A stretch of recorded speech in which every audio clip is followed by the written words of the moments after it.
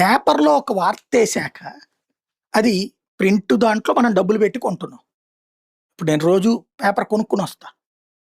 దాంట్లో ఉన్న వార్తల మీద నాకు హక్కుంటది.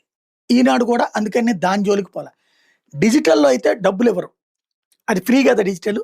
ఆ డిజిటల్‌లో వచ్చేటటువంటి వార్తలని షేర్ చేసుకోవడం, లేకపోతే అంటే వేరే వాళ్ళకి పాస్ చేయడం, ఇట్లాంటి వాటిటి మీదన కఠిన చర్యలు తీసుకుంటామని ఎలా సాధ్యం? డిజిటల్‌లో నువ్వే పెట్టావు ఓపెన్‌గా వాడుకోమని చెప్పి. ఇప్పుడు అది వేరే వాళ్ళకి పాస్ చేయకూడదు, దాన్ని వాడుకోకూడదు, దాన్ని చూపించకూడదు అన్నటువంటి పాయింట్. ఎందుకంటే చాలామంది యూట్యూబ్ ఛానల్స్ వాళ్ళు ఇప్పుడు నేనైతే మీరు అబ్జర్వ్ చేస్తుంటారు. పేపర్‌నే చూపెడతా నేను. డిజిటల్‌గా పెట్టను నేను. ఎందుకు డబ్బులు పెట్టి కొందాం మనం. అప్పుడు మనం వినియోగదారు అవుతాం. మనకి హక్కు ఉంటుంది. అన్ని పేపర్లు 3 పేపర్లు కొంటా రోజు పొద్దున్నే.